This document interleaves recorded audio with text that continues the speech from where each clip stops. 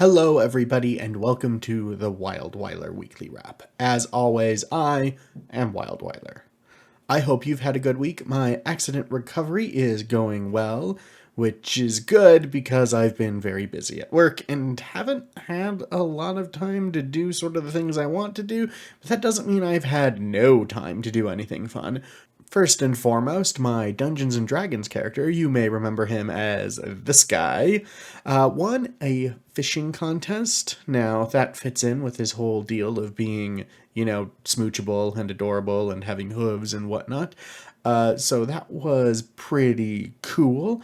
This comes on the heels of him earning some extra coin by working on a fishing vessel, so now he firmly believes that he is the best fisherman on the planet. Which, good for him. Nobody tell him that the druid in our party summoned a large fish to sort of help him win that contest. It would absolutely destroy him. Then I bought a car. So, my other car was wrecked, so I needed to buy a new one. And I chose the Mazda MX-5, or Miata, if you're nasty. So I've entered into the Tiny Sports Car Club for the second time in my life, and I am quite excited about it. Honestly contemplating getting an action camera and a suction cup so I can do, proper videos of me driving places because I love it. I don't know if that's something you are interested in, but it's something I'm interested in, so it'll probably show up here on the channel at one point or another because I might drive to places that are cool. Speaking of places that are cool, I went to Burke, Idaho this weekend. Now, Wikipedia describes Burke, Idaho as a ghost town, and let me just say, that's a lie.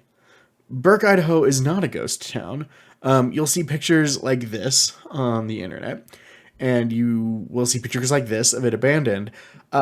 But people do live there. It's not a ghost town. Those are pictures of abandoned mine shafts and mining buildings. Here's a picture that I took of what's literally across the street from them, and you'll notice those are houses and people's cars. So Burke, Idaho should better be described as a town that mining companies completely abandoned and now is somewhat of an ecological disaster because of all the arsenic that they released into the local water supply.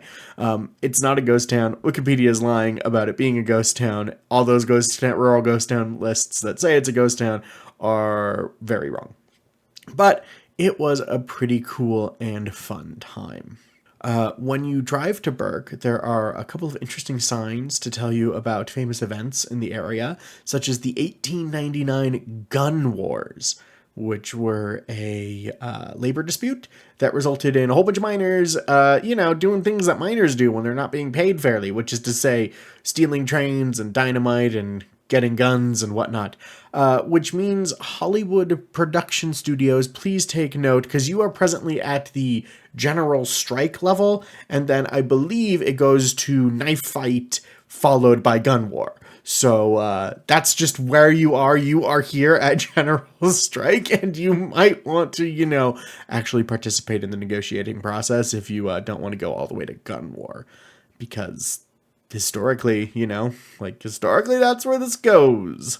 On that note, outside of Burke, Idaho is an amazing little town called Wallace, Idaho, that I also traveled to. I was going to actually include a lot of information about that, but the cool thing about Wallace is there's way more than you can do there in one day. So I'm going to have to go back and then do like a proper WildWeiler style field report, complete with B-roll footage and whatnot. And that should be really fun, but I'm not going to do that this week. I will do that next time I go there because it was awesome.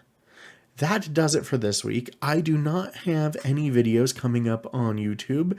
I haven't been able to record, but there are still things in flight back here at the production studios. They're just going to take a little bit of time to come out, and I appreciate your patience. Thank you for watching, and have a wonderful day. Bye.